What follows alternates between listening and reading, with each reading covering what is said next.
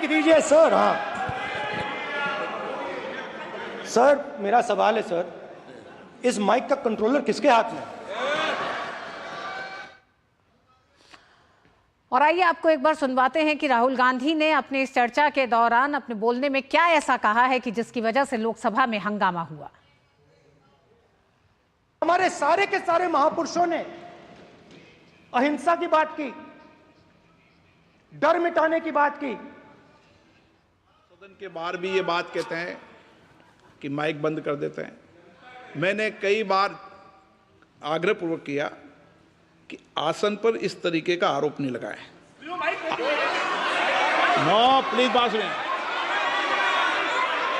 आसन पर सभी दल के प्लीज, आसन पर सभी दल के लोग बैठते हैं और सभी दल के लोग सभापति तालिका पे हैं और सब जानते हैं कि एक व्यवस्था होती है, जिस भी माननीय सदस्यों को आग्रह किया जाता है बोलने का वो बोला जाता है और जिसको आग्रह नहीं किया जाता उसका माइक चालू नहीं होता। आप बोलने के लिए खड़े, आपका माइक कभी बंद नहीं हुआ, कभी बंद नहीं हुआ। आप अगर आसन में जो भी विराज रहे हैं वो अगर आपका नाम नहीं पुकारते हैं तब माइक चालू नहीं होता। ये व्यवस्था हमेशा इस सदन की रही है, पुराने में भी और नए में भी।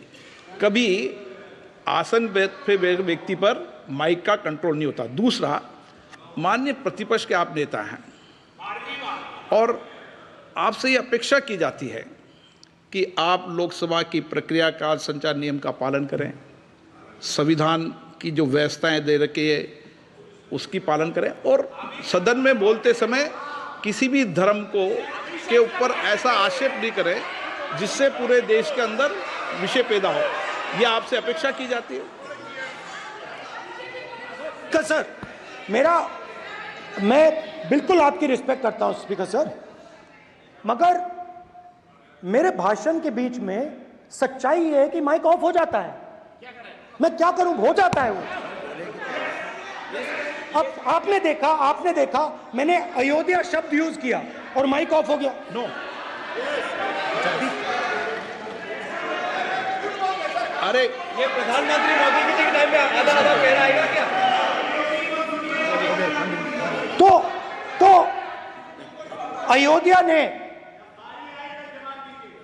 राम भगवान की जन्मभूमि, प्लीज ब्रदर, राम भगवान की जन्मभूमि ने बीजेपी को मैसेज दिया और ये आपके सामने मैसेज बैठे हुए हैं। मैंने इनसे पूछा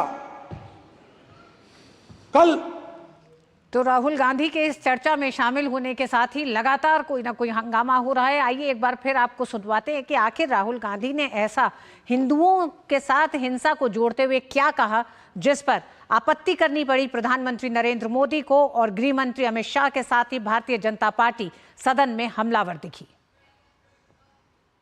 हमारे सारे के सारे महापुरुषों ने अहिंसा की बात की, डर मिटाने की बात की। डरो मत, डराओ मत। और दूसरी तरफ शिव जी कहते हैं डरो मत, डराओ मत, अभय मुद्रा दिखाते हैं, अहिंसा की बात करते हैं, त्रिशूल को जमीन में गाड़ देते हैं। और जो लोग अपने आप को हिंदू कहते हैं वो 24 घंटा हिंसा हिंसा हिंसा, नफरत नफरत नफरत, असत्य सत्य असत्य।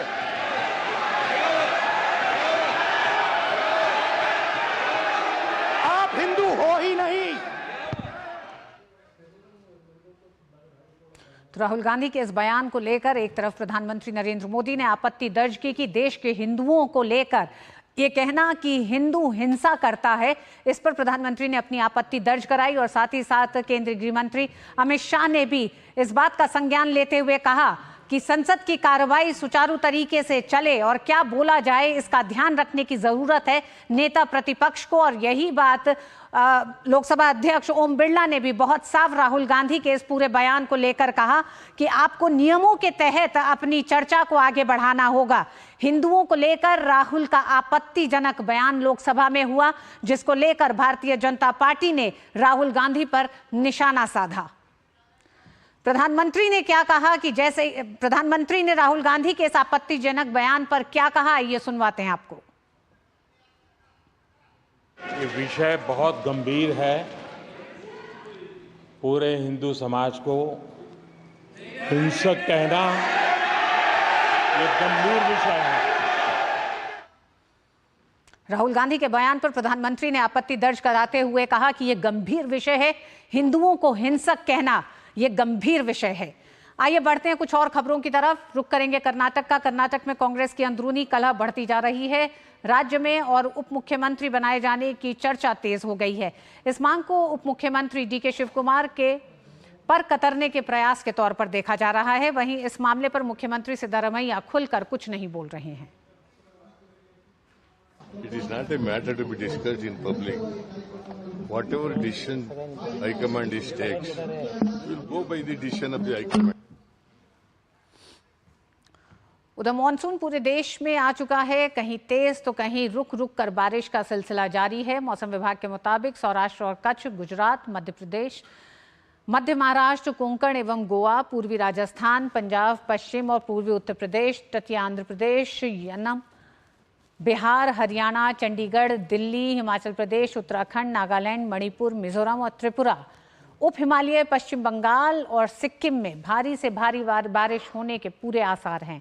मौसम विभाग ने पूर्वोत्तर के कुछ राज्यों के लिए बाढ़ का अलर्ट भी जारी किया है। साथ ही उत्तराखंड के लिए भी मौसम विभाग ने 3 जुलाई तक मूसलाधार बारिश की चेतावनी जारी की है। पिछले हफ्ते दोपहर को शुरू हुई बारिश के बाद हरिद्वार में गंगा नदी खूब उफान पर है।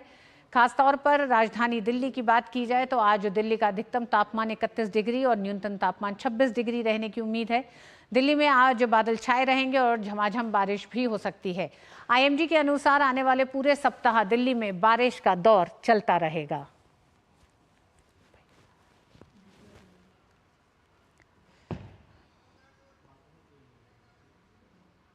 असम में बाढ़ की स्थिति और भी खराब हो गई है। बाढ़ से 12 जिलों के 2.5 लाख से अधिक लोग प्रभावित हैं। बाढ़ प्रभावित इलाकों में रविवार को 2 मौतें हुई, जिससे इस साल मरने वालों की संख्या 34 हो गई है। बाढ़ से काजीरंगा राष्ट्रीय उद्यान के 61 शिविर जलमग्न हो गए हैं। वहीं बाढ़ के चलते 2500 से अधिक कैदी 44 राहत शिविरों में शरण ले रहे हैं। असम राज्य आपदा प्रबंधन प्राधिकरण के अनुसार कामरूप और डिब्रूगढ़ बाढ़ से खासे प्रभावित हैं। डिब्रूगढ़ के चारियाली, कालीबाड़ी, नलियापुल, शांतिपारा, कोलियामारी व चिरिंग चपोरी भी बाढ़ के पानी में डूब गए हैं, जिससे आवागमन बाधित हो रहा है। हालांकि जमा पानी को निकालने के लिए डीवाटरिंग पंप की भी व्यवस्था की गई है। मौसम के बिगड़ते हालात पर मौसम विभाग ने अरुणाचल प्रदेश के लिए रेड अलर्ट और उप हिमालय, पश्चिम बंगाल, सिक्किम, असम, मेघालय, मिजोरम, त्रिपुरा, नागालैंड के लिए ऑरेंज अलर्ट जारी किया है।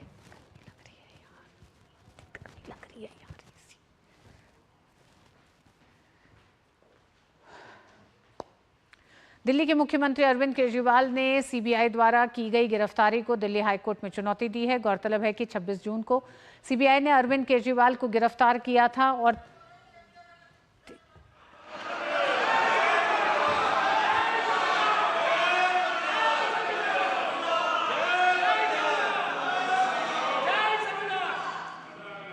कि मुझे विपक्ष के नेता को गंभीरता से लेना चाहिए।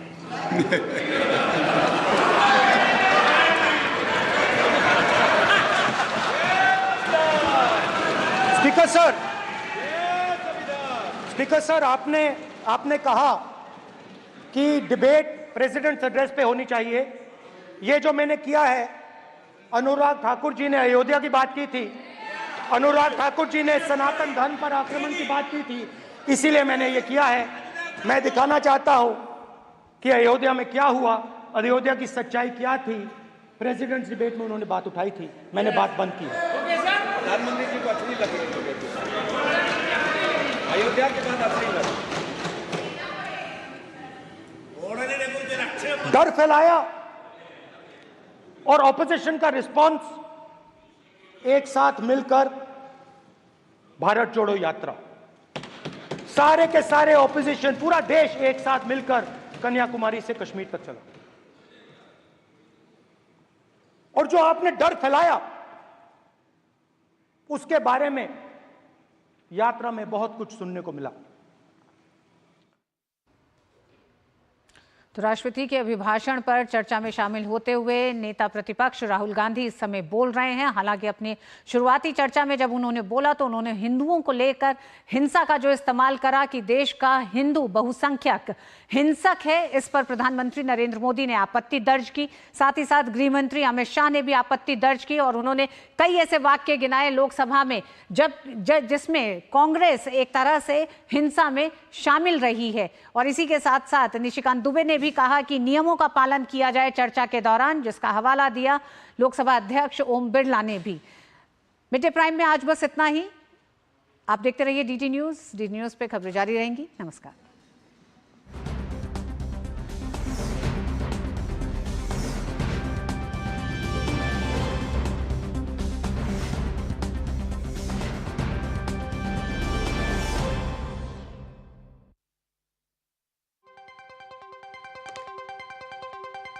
राजनीति की चाल से दुनिया के हाल तक,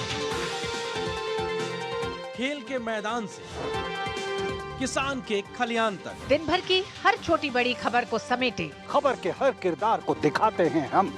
डीडी न्यूज का प्राइम टाइम शो, सटीक और भरोसेमंद खबरें, खबर ही नहीं खबर का विश्लेषण भी, नए तेवर, नए कलेवर, नई धार और नई रफ्तार के साथ देखिए न्यूज नाइट हर रात 8 बजे सिर्फ डीडी न्यूज पर।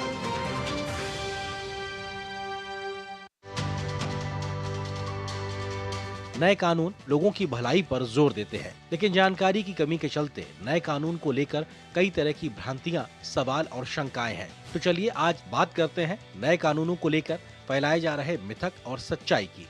मिथक है कि हिट एंड रन मामलों में 10 साल की सजा और 10 लाख जुर्माने का प्रावधान है। 10 साल की बढ़ी हुई सजा उन लोगों के लिए है जो हिट एंड रन मामले की रिपोर्ट किए बिना भाग जाते हैं। अपराध अभी भी जमानती है।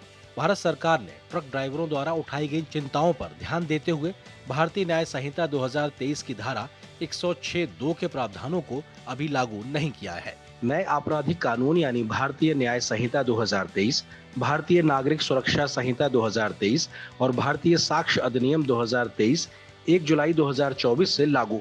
नए कानूनों के बारे में जानने के लिए NCRB संकलन of criminal laws mobile app को प्ले स्टोर या ऐप स्टोर से डाउनलोड करें।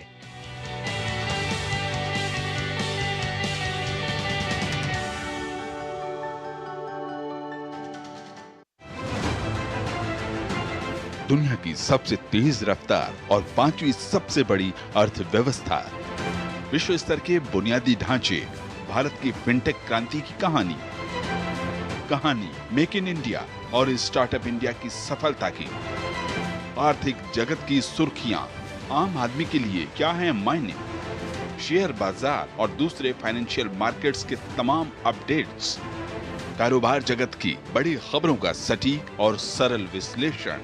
देखिए इकोनॉमी टुडे सोमवार से शुक्रवार सुबह 9:30 बजे सिर्फ डीडी न्यूज पर।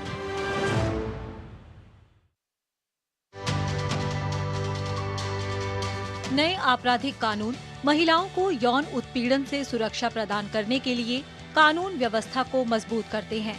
नए कानून कार्यस्थल में उत्पीड़न मुक्त वातावरण के लिए यौन उत्पीड़न को परिभाषित और प्रतिबंधित करते हैं। अंतर्राष्ट्रीय मानकों के अनुरूप ये कानून लैंगिक समानता को सुनिश्चित करते हैं और भेदभाव मुक्त समाज के लिए प्रतिबद्ध है। कानूनों के तहत यौन उत्पीड़न के लिए आपराधिक दंड का प्रावधान है। यौन उत्पीड़न की शिकार महिलाओं को न्याय दिलाने के लिए सिविल मुकदमे या प्रशासनिक शिकायतों का भी प्रावधान है। कार्यस्थल पर यौन उत्पीड़न को प्रतिबंधित करने के लिए कानून के अनुरूप नीतियां और प्रक्रियाएं तय करनी होंगी। यौन उत्पीड़न पर पूर्ण अंकुश के लिए शिक्षा, संस्कार, नीति और महिला सशक्तिकरण पर बल देने की आवश्यकता है। नए आपराधिक कानून यानी भारतीय न्याय संहिता 2023, भारतीय नागरिक सुरक्षा संहिता 2023 और भारतीय साक्ष्य अधिनियम 2023 1 जुलाई से लागू। नए कानूनों के बारे में जानने के लिए NCRB संकलन of criminal laws mobile app को प्ले स्टोर या ऐप स्टोर से डाउनलोड करें।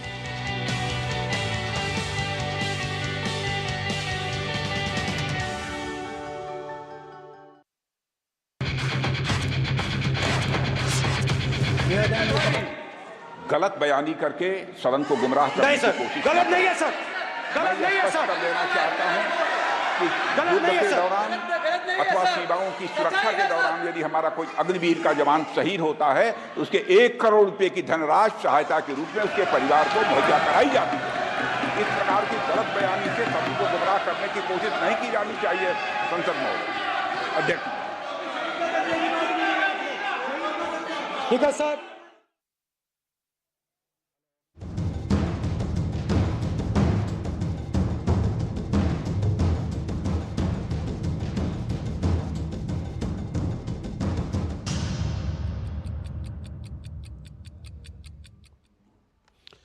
नमस्कार, डीडी न्यूज पर आप देखना शुरू कर चुके हैं हमारा खास प्रोग्राम। इस वक्त मैं हूं लाल चंद्र सिंह। अगले 1 घंटे में हम देखेंगे कुछ ऐसी खबरें जिन पर चर्चा जरूरी है।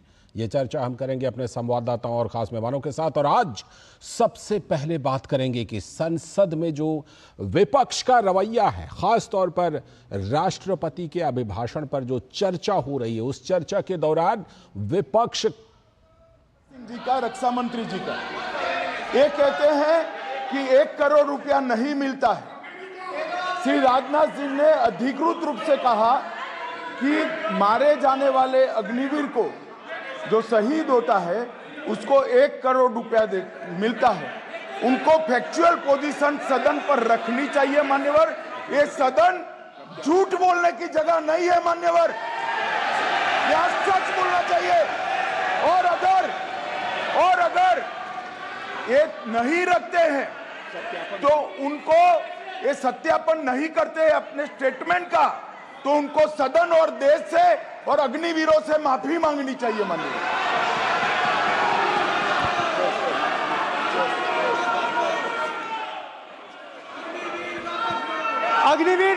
अग्निवीर की सच्चाई मैंने फ्लोर ऑफ द हाउस पे रखी है।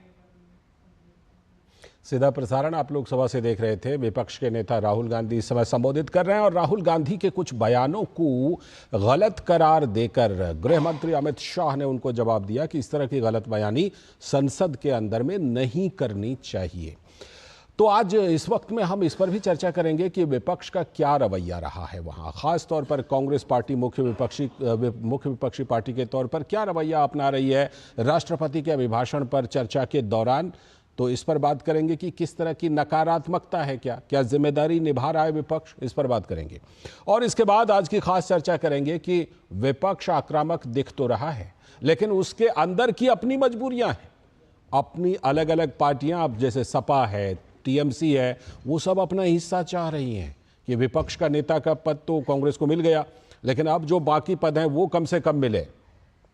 स्पीकर सर, अभी मेरा छोटा सा अनुरोध है, क्योंकि सर ये विषय गंभीर है और अभी माननीय गृह मंत्री जी ने जो बात रखे हैं कि 2 स्टेटमेंट जो रक्षा मंत्री जी ने बताया सदन को और माननीय विपक्ष के नेता राहुल गांधी जी ने जो स्टेटमेंट रखा है, इसमें इन्होंने जो कहा है कि रक्षा मंत्री बोलने से क्या फर्क पड़ता है, इतना हल्का फुल्का कैसे स्टेटमेंट दे सकता है लीडर ऑफ ऑपोजिशन। इसलिए सर इन्होंने जो बात रखा है पुष्टि करना चाहिए और हम लोग भी सर नियम के मुताबिक अपना बात रखेंगे सर।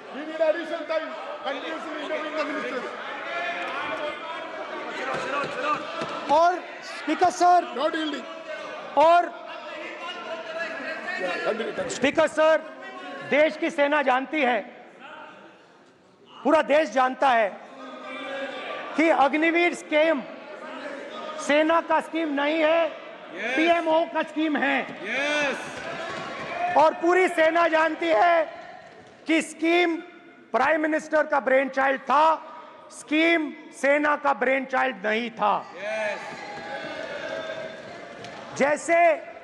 जैसे नोटबंदी की गई वैसे ही आर्बिट्री तरीके से। अध्यक्ष महोदय, अध्यक्ष महोदय, मैं नेता प्रतिपक्ष से विनम्रता पूर्वक अनुरोध करना चाहता हूं कि कृपया वह सदन को गुमराह करने की कोशिश न करें।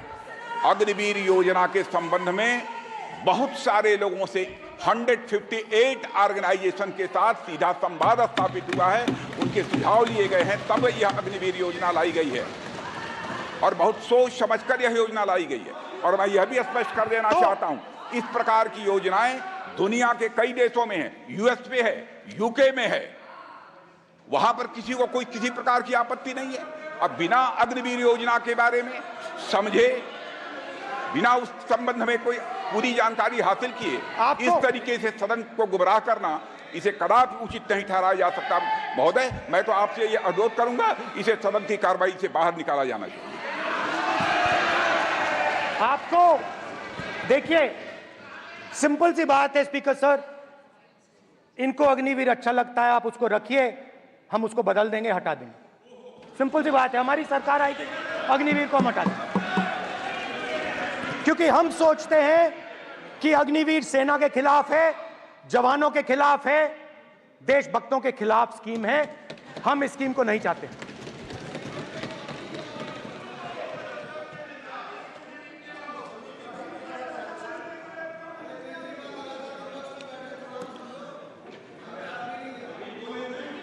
पहली बार हिंदुस्तान की हिस्ट्री में जनता से स्टेट्स छीने गए हैं।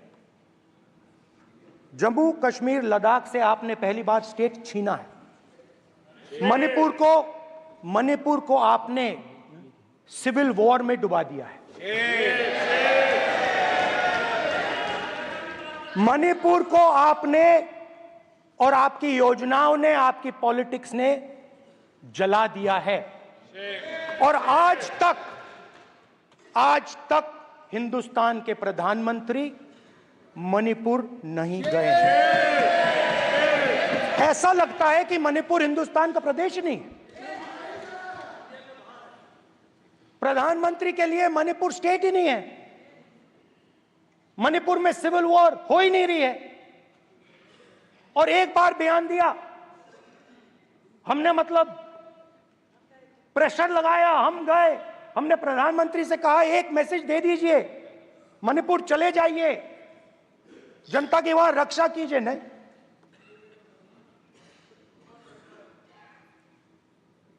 मैं वहां गया, कुकीज और मेहते से दोनों से मिला। आज तक नहीं, आंसर नहीं मिलेगा, मिल नहीं सकता। मणिपुर इनके लिए हिंदुस्तान का प्रदेश ही नहीं है। मणिपुर है ही नहीं, मणिपुर है ही नहीं, ना होम मिनिस्टर के लिए ना प्रधानमंत्री के लिए, है ही नहीं, एग्जिस्ट नहीं करता, वो है ही नहीं। ना प्रधानमंत्री जाएंगे बोलेंगे कुछ नहीं, जैसे कुछ नहीं हुआ वहां पे। मैं रिलीफ कैंप में गया, एक औरत कांपती हुई, रोती हुई मुझे कहती है कि मैंने अपनी आंखों के सामने, हाँ मैं औरतों की बात कर सकता हूं, एक भाई मैं कर सकता हूं, एक भाई एक कर्तव्य निभा रहा। आप अपने संगठन में महिलाओं को नहीं डालते हो, मगर मैं औरतों की बात कर सकता हूं।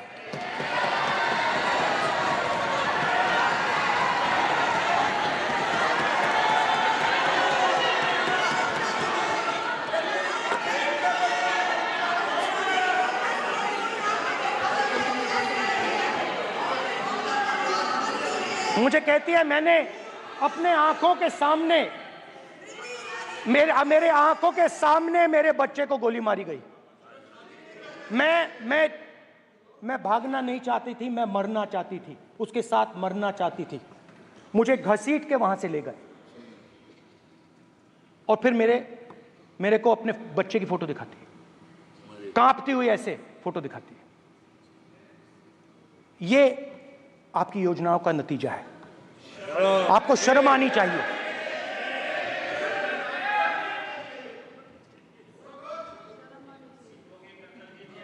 एक दिन प्रधानमंत्री 8 बजे कहते हैं, पता नहीं फाइन ट्यूनिंग हो गई भगवान के साथ,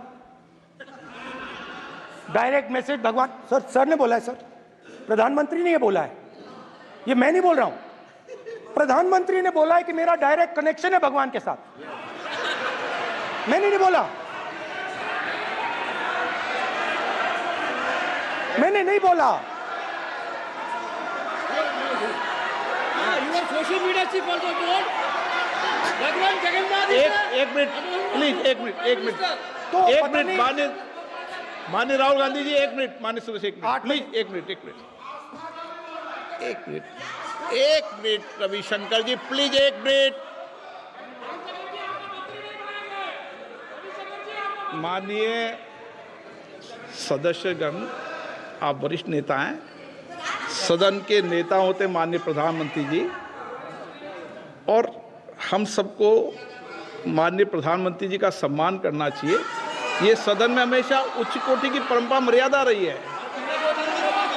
नो सर, नहीं, गौरव, अगर आपको स्पीकर सर, मैं पुरानी पार्टी है, गौरव स्पीकर सर, मैं रिस्पेक्ट कर रहा हूं, ये प्रधानमंत्री के शब्द हैं, मेरे शब्द नहीं हैं। ये प्रधानमंत्री जी ने कहा है, पब्लिक में, मीडिया को कहा है कि मैं बायोलॉजिकल नहीं हूं, मेरा डायरेक्ट कनेक्शन भगवान के साथ है, मैं नहीं बोल रहा हूं, प्रधानमंत्री मोदी जी ने बोला है। तो पता नहीं उस टाइम 8 बजे भगवान का मैसेज आया होगा हिंदुस्तान, वही मगर फिर श्री राम ने आपको दूसरा मैसेज दे दिया अयोध्या में। भगवान का मैसेज आया होगा, मोदी जी नोटबंदी कर दीजिए, नोटबंदी कर दिया, डायरेक्ट ऊपर से आया मैसेज, ऑर्डर आया खटाक, और अलग अलग ऑर्डर आते हैं। अदानी जी वाला ऑर्डर आता है, बंबई एयरपोर्ट अदानी जी को ऊपर से ऑर्डर आता है, खटाखट ऑर्डर आते हैं। तो नोटबंदी कर दी। स्मॉल और मीडियम बिजनेसेस जो हैं, जो हिंदुस्तान की रोजगार की रीढ़ की हड्डी है, बैकबोन है, उड़ा दिया, खत्म कर दिया। आज नतीजा यह है कि ये जो भी करना चाहे करें, हिंदुस्तान के युवाओं को रोजगार नहीं मिल सकता। Job creation backbone is broken, finish, खत्म। नोटबंदी की, गलत जीएसटी लागू की, उड़ा दिया। अब मैं सोचता हूं, पहले मैं सोचता था ये पता नहीं कैसे हुआ, अब मैं समझता हूं कि ये अदानी जी, अंबानी जी जैसे लोगों के लिए किया गया था। ये रास्ता साफ करने का तरीका था, रास्ता साफ करने का तरीका था। इनकम टैक्स डिपार्टमेंट उनके पीछे पड़ा रहता है, जीएसटी, डिमोनेटाइजेशन, 24 घंटा उनको तंग करते हैं, उनके कैश फ्लो को रिस्ट्रिक्ट करने की कोशिश करते हैं, कैश फ्लो को क्रश करने की कोशिश करते हैं कि वो परे हट जाएं और अरबपति उनकी जगह ले लें। आप किसी भी छोटे व्यापारी से पूछ लो, किसी भी स्मॉल मीडियम बिजनेस ओनर से पूछ लो, ये आपको बता देगा। गुजरात में मैं गया, टेक्सटाइल ओनर्स के साथ मेरी बात हुई, मैंने उनसे पूछा नोटबंदी क्यों हुई, जीएसटी क्यों हुई, साफ बोला अरबपतियों की मदद करने के लिए जीएसटी और नोटबंदी की गई है। नरेंद्र मोदी जी अरबपतियों के लिए काम करते हैं, सीधी सी बात। मैं जाता रहता हूं और आपको गुजरात में हराएंगे इस बार। आप लिख के ले लो, आपको ऑपोजिशन इंडिया गठबंधन गुजरात में हराने जा रहा है।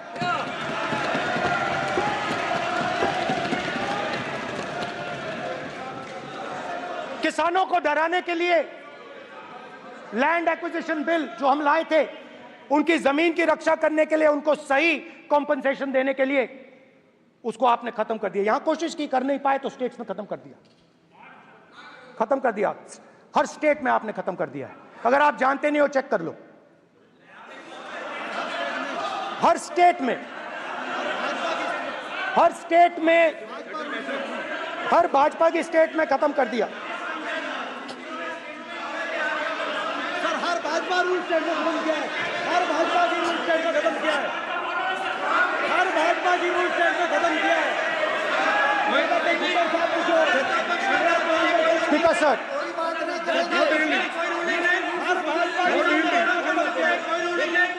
खट्टर साहब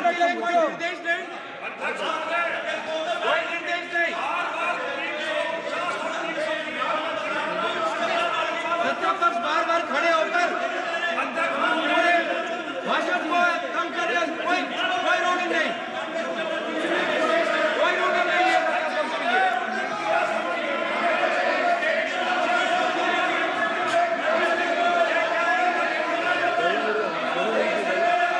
कोई रूलिंग नहीं है।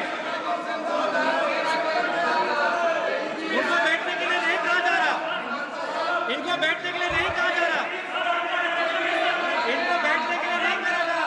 सत्ता पक्ष डिस्टर्ब कर रही है सर। अध्यक्ष महोदय सत्ता पक्ष डिस्टर्ब कर रहे हैं, अध्यक्ष महोदय सत्ता पक्ष डिस्टर्ब कर रहे हैं। किसानों को ये देखिए सर, ये देखिए just give me a list of BJP states. आप किताब लेके क्यों खड़े हो? कानून बनाना चाहते हो? आप क्या बोलना चाहते हैं कानून से बताओ। स्पीकर का डायरेक्शन है सर, स्पीकर का डायरेक्शन 115, और वो ये कहता है सर, वो ये कहता है कि कोई भी मेंबर यदि अपनी बातें कहना चाहता है, जैसे अग्निवीर के बारे में उन्होंने कहा या स्टेट के बारे में कहा, उनको ऑथेंटिकेट करना पड़ेगा, नहीं तो माफी मांगनी पड़ेगी। ये आपका डायरेक्शन है 115(1) और 115(2). इसीलिए वो जो बातें कर रहे हैं उसको ऑथेंटिकेट करें, चाहे अग्निवीर के लिए चाहे वो किसानों के लिए कर रहे हैं। ये आपका डायरेक्शन है।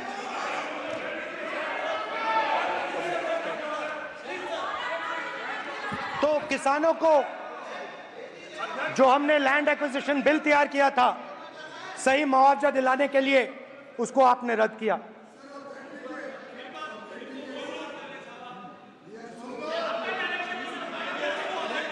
विल ऑथेंटिकेट कर देंगे, ऑथेंटिकेट कर देंगे, कर देंगे हम ऑथेंटिकेट, बैठ जाओ कर देंगे ऑथेंटिकेट।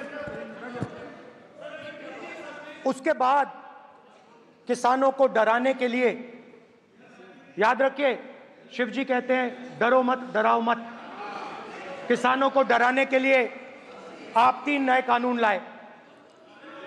प्रधानमंत्री ने उनसे कहा कि ये आपके फायदे के कानून हैं। सच्चाई थी कि वो अदानी जी अंबानी जी के फायदे के कानून थे। हिंदुस्तान के सारे किसान खड़े हो जाते हैं। आज तक सड़क ब्लॉक है। अगर आप वहां जाएंगे आज तक आपको दिखेगा कि वो सड़क जिस पे किसान आए थे वो आज तक बंद पड़ी हुई। हरियाणा में 2 जगह किसान खड़े हो गए, कहते हैं नहीं ये हमारा नहीं है, आप हमारे से हमारी मेहनत का फल छीनना चाहते हो, हम इस बात को एक्सेप्ट नहीं करेंगे। आप उनसे बात नहीं करते, आप उनको कहते हो, आप बात नहीं करते।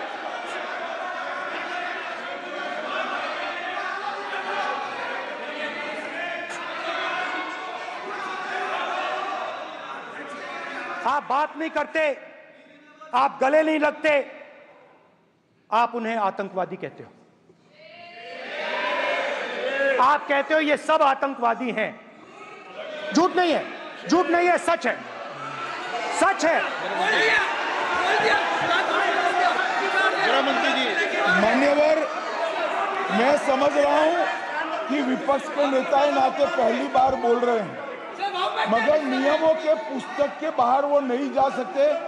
ये स्टेटमेंट करे कि हम कहते हैं कि किसान आतंकवादी, तो कैसे सदन में चल सकता है? मान्यवर, आप एक तरफा नियमों के ऊपर जाकर उनको रियायत दे रहे हो मान्यवर। हमें संरक्षित करिए, ऐसे नहीं चलता है।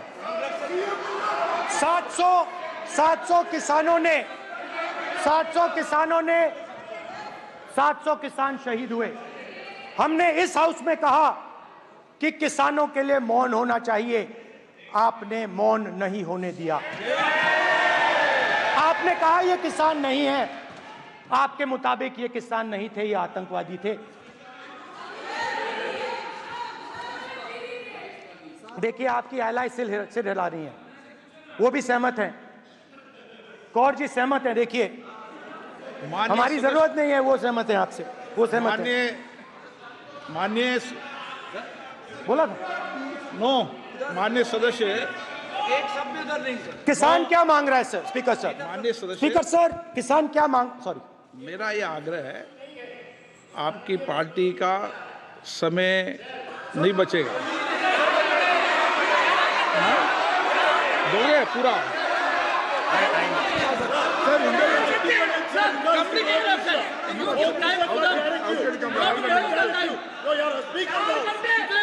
आप नहीं बोलेंगे, ये बोलेंगे सर। और आप तो सर, और स्पीकर सर, आप तो किताब स्पीकर सर, किसानों ने मांगा क्या? स्पीकर सर, किसानों ने मांगा क्या? किसानों ने सिर्फ ये कहा कि अगर 16 लाख करोड़ रुपए अरबपतियों का कर्जा माफ हो सकता है तो हमारा भी थोड़ा सा कर दीजिए।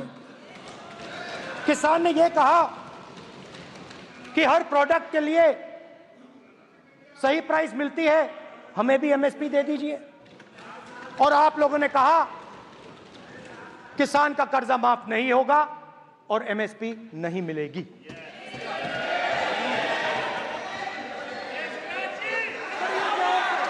माननीय अध्यक्ष महोदय, ये गलत बयानी कर रहे हैं।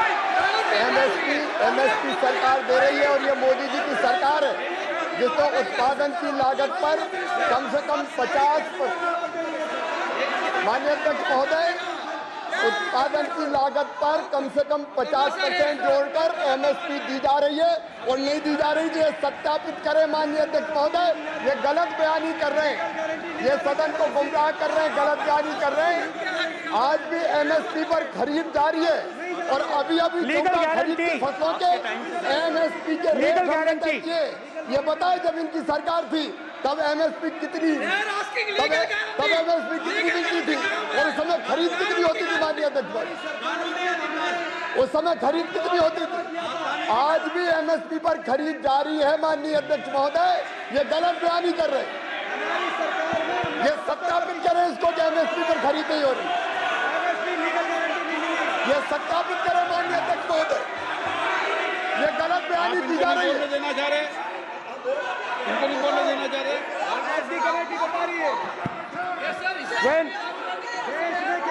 स्पीकर सर, एमएसपी जब मैं brother speaker sir, MSP with legal guarantee, speaker sir, the issue is MSP with legal guarantee, not just MSP. MSP is being given. The issue is Kisans want MSP with legal guarantee, which you are not ready to give them. तो किसानों में आपने डर डाला, भय डाला, महिलाओं में महंगाई, गैस सिलेंडर, सेना में अग्निवीर, हर व्यक्ति के लिए आप लोगों ने भय का कोई ना कोई पैकेज दिया, गिफ्ट दिया, तोहफा दिया। स्टूडेंट्स की बात करते हैं। जो आप 2000 साल पहले की बात करते हो, थोड़ी सी भविष्य की भी बात कर देते हैं, इंडिया के फ्यूचर की बात कर देते हैं। रोजगार तो आपने खत्म कर दिया, नोटबंदी, जीएसटी, जो आपने स्मॉल एंड मीडियम बिजनेसेस थे उनको खत्म करके, युवाओं को आर्मी में अपॉर्चुनिटी मिलती थी, अग्निवीर उनके लिए आपने दे दिया, वो खत्म कर दिया, रास्ता ब्लॉक कर दिया। पब्लिक सेक्टर को आप प्राइवेटाइज करते हैं, वो रास्ता बंद कर दिया। और अब एक नया फैशन निकला है, नीट।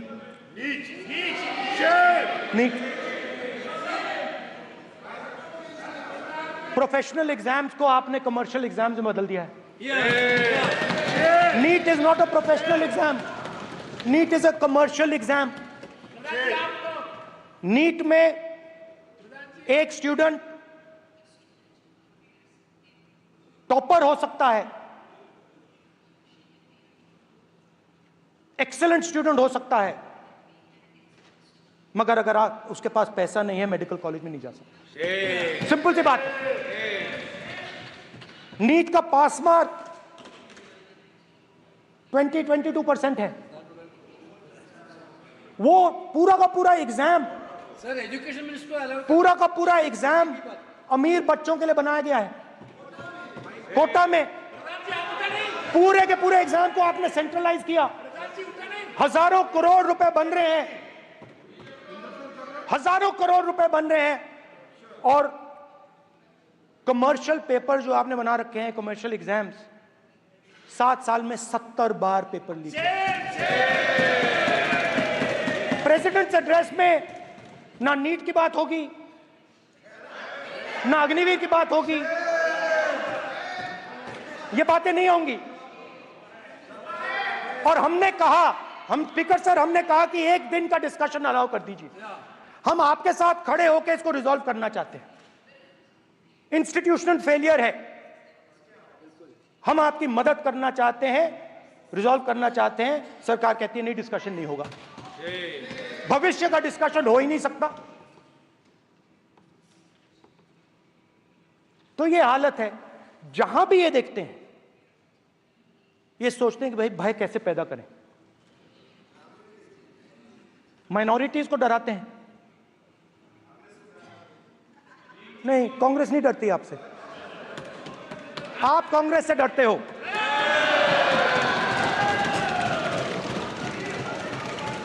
हिंसा, नफरत माइनॉरिटीज के खिलाफ, मुसलमानों के खिलाफ, सिखों के खिलाफ, क्रिश्चियंस के खिलाफ। और माइनॉरिटीज ने क्या किया? माइनॉरिटीज ने क्या किया? हर स्फीयर में हिंदुस्तान को रिप्रेजेंट करते हैं, नाम रोशन करते हैं। पत्थर जैसे हिंदुस्तान के साथ एक साथ खड़े हैं, देशभक्त हैं। और आपने सारे के सारे माइनॉरिटीज पर आक्रमण किया, उनके खिलाफ हिंसा, नफरत फैलाई।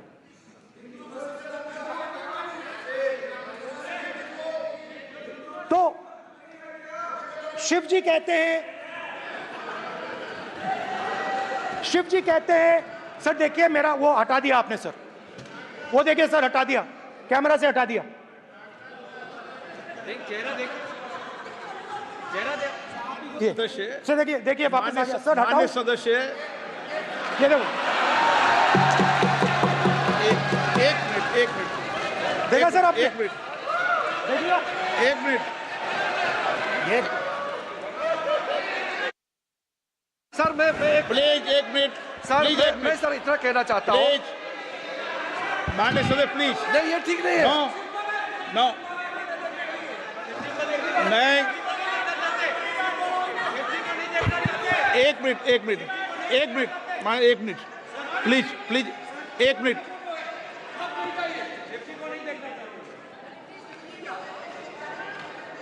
आप प्रतिपक्ष के नेता हैं और मैं आपसे अपेक्षा करता हूं कि सदन की गरिमा बनी रहे, मर्यादा बनी रहे, नियमों का पालन हो। आप खुद मानते हैं शिव जी को भगवान, और उनको बार बार इस तरीके से यहाँ पर चित्रित करना ये उचित नजर नहीं आता, मुझे लगता है।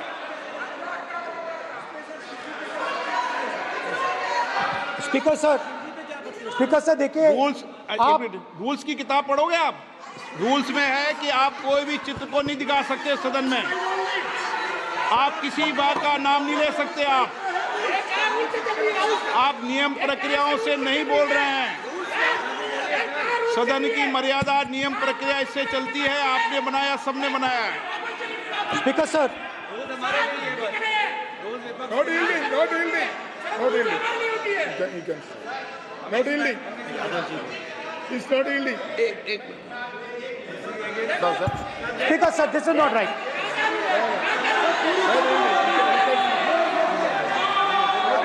सर, माननीय स्पीकर महोदय, मैं आपका ध्यान रूल 356 की तरफ आकृष्ट करना चाहता हूं। अगर कोई सदस्य स्पीकर साहब के ध्यान में लाने के बाद इररिलेवेंट और लगातार किसी विषय को बार बार दोहराता है, तो आपके पास ये अधिकार है कि आप उस सदस्य को निर्देशित करके रोक सकते हैं। आप अपने अधिकार का प्रयोग करिए। सच्चाई को रोका नहीं जा सकता।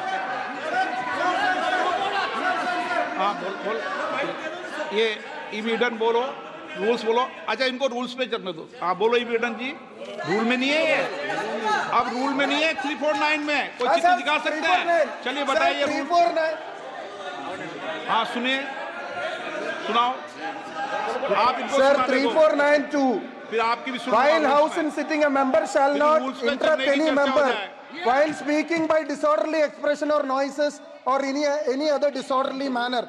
Sir, in the same way, sir. Number बोलो। Sir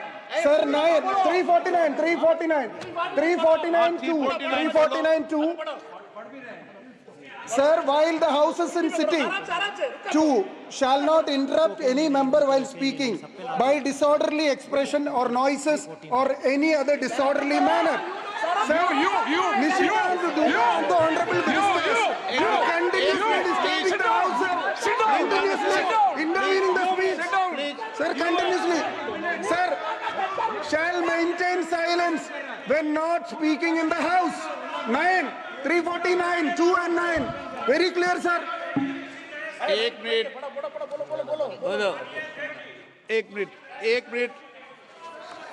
अब आप 1 मिनट। आपने बताया 349। ओके, 1 मिनट इस पे आ जाए। सभा में झंडे, प्रतीक या कोई भी प्रदर्शित वस्तु प्रदर्शित नहीं करेंगे। माननीय प्रतिपक्ष के नेता, आप आपकी सदस्य का रूल की पालना कर लें, अच्छा है। तो नीट में तो सब जगह भय फैलाया। नियम बताया, उसकी पालना करने के लिए कह रहा हूं मैं। तो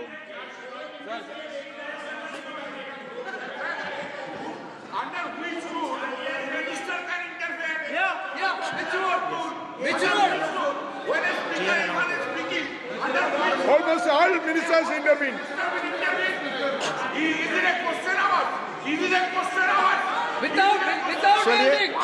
ओके, प्लीज आप मान अधिवक्ता हैं, प्लीज बैठिए। अध्यक्ष आसन पर बैठे सभापति या अध्यक्ष माननीय सदस्य को अलाउ कर सकता है। ये नियम में नहीं है, ये नियम में नहीं है क्या? नो, कर सकते हैं। आप रूल्स पे मत चलिए, रूल्स पे चलेंगे तो नो। ये नियम में नहीं लिखा कि एलओपी बोले तो आप बीच में नहीं बोल सकते। नो, अध्यक्ष के आसन की व्यवस्था दे सकते हैं, प्लीज। चलो Sir, you have allowed 2 ministers, 3 ministers, and I want to make very short references. Read this. 352. A member while speaking shall not make personal reference by way of making an allegation, imputing a motive to or questioning the bona fides of any other member of the House. Okay. Has Rahul Gandhi made reference to any other member? Sir, ये हुआ नहीं। और use utter treasonable, seditious or defamatory words. He is mentioning the name of Shiva. Defamatory. आप क्यों विद्वान में बैठा हूं ना सीट पे? आपको अभी मैं बता दूंगा सब नियम। सर, ये लोग नहीं समझते हैं, maybe because of their inadequate knowledge of English, they thought that reference to, he did not make any personal reference. And the next point, sir, Rajnath Singh ji made a point on Agniveer. There is a method to correct any wrong statement made in the House. Please read 115(1) of the directions by the Speaker. It says, a member wishing to point out any mistake or inaccuracy in a statement made by a minister or any other member shall, before referring the matter in the House, write to the Speaker, pointing out the particulars of the mistake or inaccuracy and seek the permission of the Speaker to raise the matter. Has Rajnath Singh written to you? Has he written to you? No. He has not written. All these ministers. Shivraj Singh Chouhan sir इतने दिन बाद लोकसभा में अभी आप सुनिए, खड़ा होकर बोलने लगा. माननीय मजाक की जगह है क्या? You have not given a notice. मेरे पास You cannot point out mistake. Or on MSP, he made a statement. नहीं. What right he has? आप एक मिनट प्लीज, आपने 352 का हवाला दिया. 352 के अंदर स्पष्ट रूप से लिखा है, कोई भी तथ्य ऐसे कभी भी नहीं बोले जाएंगे जो इस सदन का सदस्य नहीं है. मैं अपेक्षा करूंगा कि प्रतिपक्ष के नेता इन नियम प्रक्रियाओं की पालना करें. और दूसरा विषय जो माननीय सदस्य ने कहा है, 102 के अंदर ही सदन में सभापति या अध्यक्ष किसी भी माननीय सदस्य को बोलने की इजाजत दे सकता है नियम प्रक्रिया के तहत.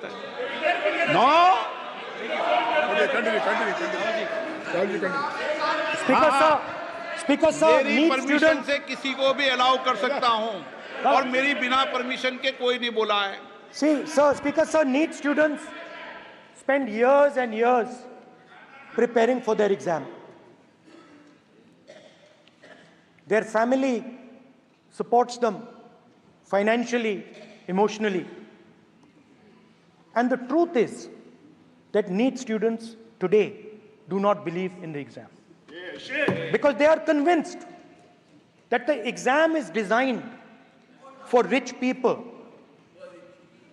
not meritorious people. I have met a number of NEET students, every single one of them tells me that the exam is designed to create a quota for rich people and to create a passage for them into the system, and is designed not to help poor students. Now, इससे भी बहुत डर होता है. महीनों पढ़ाई करते हैं, ये पता नहीं कि भैया एग्जाम लीक हो जाएगा नहीं होगा, अगर पास भी हो गए तो पैसा कहां से आएगा. तो उधर भी इन लोगों ने भय डालने का काम किया. तो जहां भी ये देखते हैं ये भय डालते हैं. सेना में,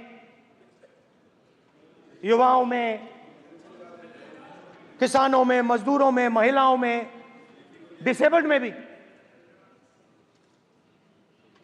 और मैं ये भी कह सकता हूं कि सिर्फ बाकी हिंदुस्तान में भी नहीं, मगर अपनी पार्टी में भी भय है. आपकी पार्टी में डर है, भय है, सच्चाई है. देखो अब आप चिल्ला नहीं रहे हो, अब आप शांत हो, अब बिल्कुल शांत हो. सच्चाई बोल दी, चिल्ला नहीं रहे, चुप.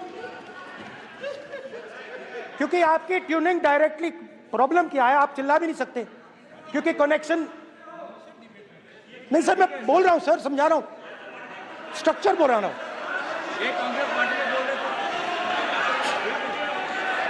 सर लोकतंत्र में पार्टी में डेमोक्रेसी होनी चाहिए. कोई भी इन पार्टियों में कोई भी आके कुछ भी कह देता है.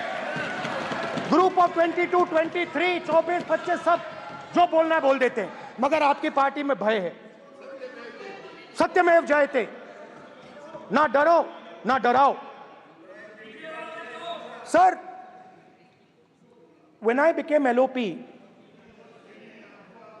I realized something that I had not realized before. And it's also on the lines of the principles of Shiva. It's on those same lines. And the idea was that after becoming LOP, all my personal dreams, my personal aspirations, my personal fears have to be put aside. I am now actually two people. I'm not one person. I'm a constitutional person, and my job is to be leader of the opposition, to represent all these parties equally. In fact,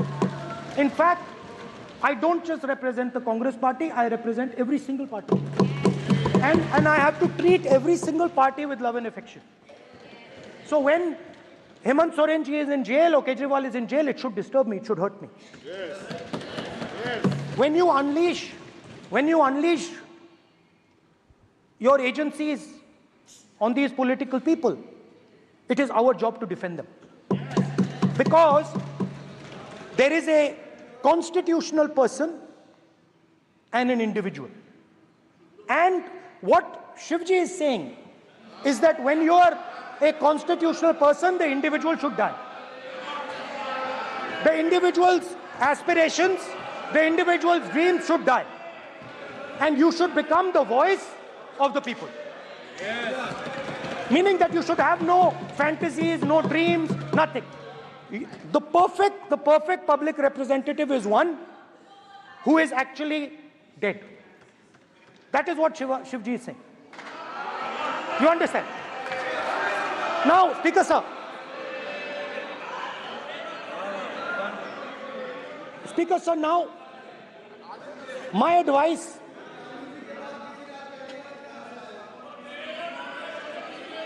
So there are two structures now.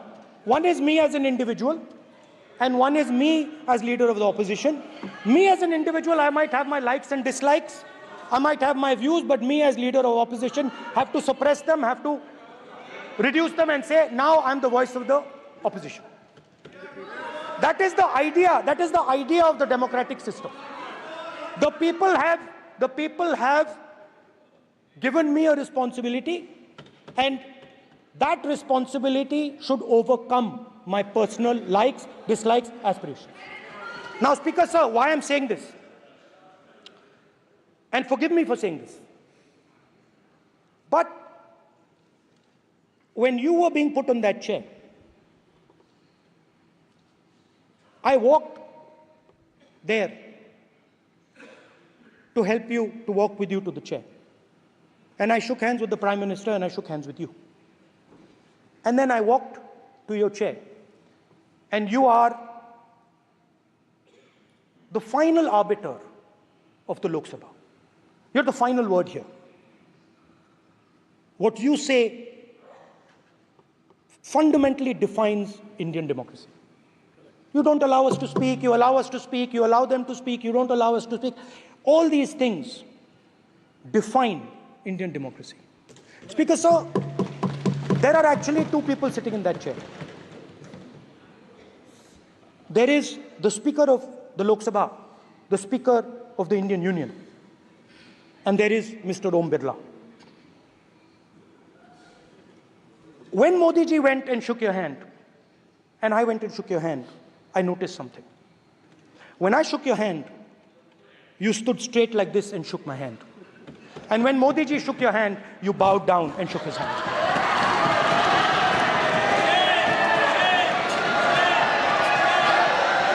ये आसन के सामने आरोप है, ये chair के सामने आरोप कर रहे हैं माननीय। Now, with all respect, sir.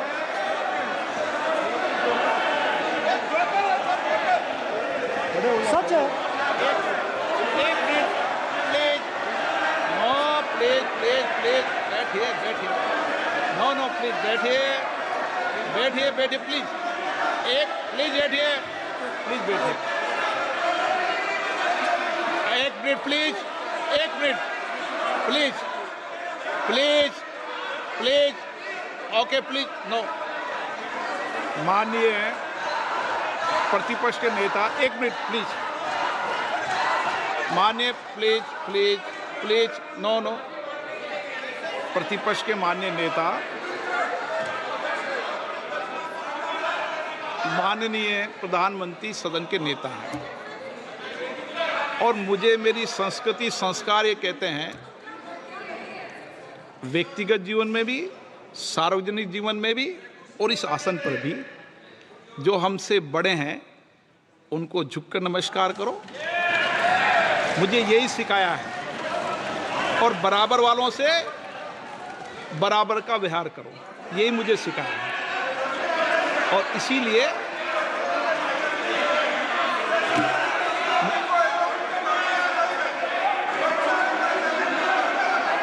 Speaker sir, अगर आप हाँ, मैं इस बात को आसन से कह रहा हूं कि मेरी संस्कृति और संस्कार यही है कि बड़ों का झुककर और आवश्यक हो तो पैर छूकर सम्मान करो और बराबर जो उम्र से छोटे हैं उनसे बराबर का व्यवहार करो। स्पीकर सर, ये हमारी संस्कृति संस्कार है और मैं इस संस्कृति संस्कार की पालन करता हूँ। स्पीकर सर, आपकी बात को मैं एक्सेप्ट करता हूँ। स्पीकर सर, आपकी बात को रिस्पेक्टफुली बैठिए ना। स्पीकर सर, मैं आपकी बात को रिस्पेक्ट करता हूं, मगर आपको कहना चाहता हूं कि इस हाउस में स्पीकर से कोई बड़ा नहीं होता। स्पीकर सबसे बड़ा है, हम सबको स्पीकर के सामने झुकना चाहिए और मैं आपके सामने झुकूंगा और सारा का सारा ऑपोजिशन आपके सामने झुकेगा। ये लोकतंत्र है स्पीकर सर, आप इस हाउस के लीडर हैं, आपको किसी के सामने नहीं झुकना चाहिए। कस्टोडियन है, सदन नेता प्रधानमंत्री है, स्पीकर को आप speaker is the last word, speaker is अध्यक्ष and is the last word.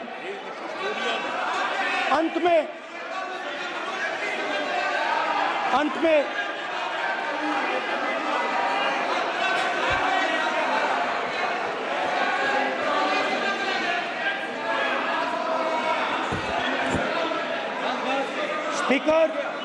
Speaker is the last word in the Lok Sabha, and in that spirit, Speaker is the last word in the Lok Sabha, and in that spirit, as members of the Lok Sabha, we are subservient to the Speaker.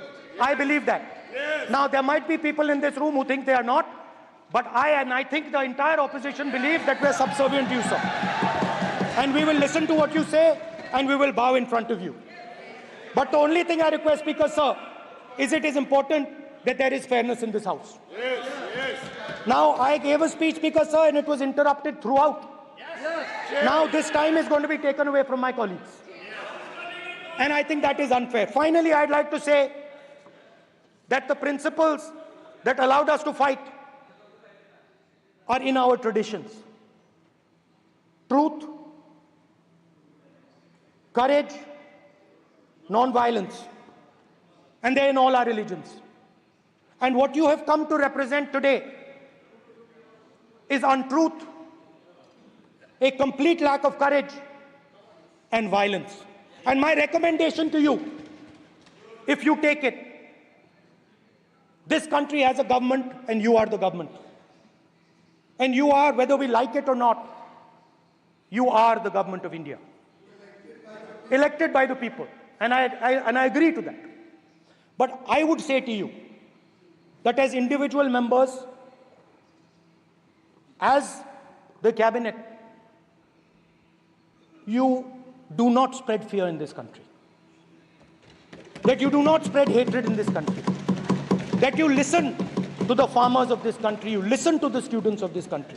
When the opposition says to you, let's have a debate for one day, have it. It's not going to harm anybody. They're going to love you for it. The students of India are going to say, we love the government because they allowed us our voice, they let us speak for one day.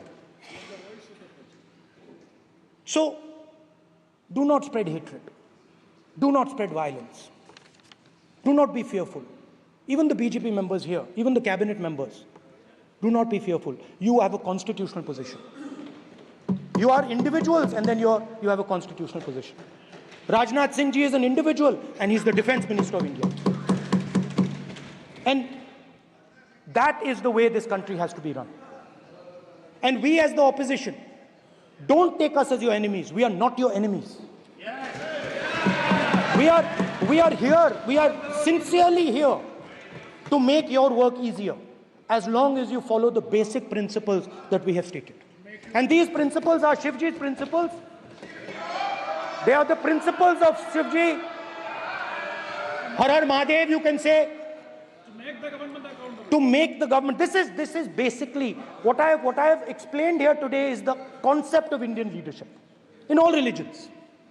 Respect, affection, ahimsa, and always standing up for the truth. And I'm more than happy, all of us are more than happy to discuss anything you want without being nasty, without being aggressive, anything you want, we are ready to discuss. So please let us work together to take this country forward. You are the government. We have to accept that. You got 240 seats. So I congratulate you on that. At least accept it. Accept to kar lijiye. They're not happy. They're not happy. Not happy. They're not happy. Okay, you're not happy. So I would say we want to both work for this country. Work with the spirit of bravery. Work without violence. Work without hatred. Thank you.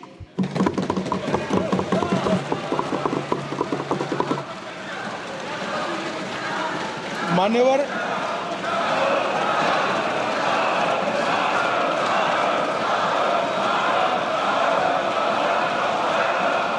में लोकसभा अध्यक्ष के निर्देश की पुस्तिका का 10वें संस्करण का 115वां आपके सामने उल्लेखित करना चाहता हूं।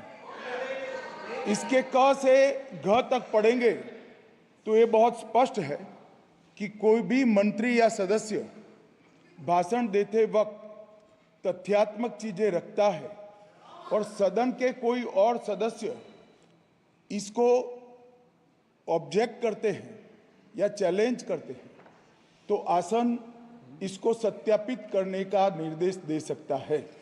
मान्यवर, विपक्ष के नेता ने भाषण में कई चीजें ऐसी रखी जो तथ्य नहीं है, सत्य नहीं है और समय समय पर यहां से ट्रेजरी बैंक ने सत्यापन की मांग की। हम सब की ओर से मेरा आपसे निवेदन है कि इनकी स्पीच और ट्रेजरी बैंक से लिए गए सारे ऑब्जेक्शन को ध्यान में रखकर नेता प्रतिपक्ष को अपने भाषण में तथ्य बगैर की और सत्य न हो ऐसी जो बातें रखी गई है इसका सत्यापन करने के लिए आपका निर्देश मिले और हमें संरक्षण मिले। सत्यापन करेंगे। मौबा मित्रा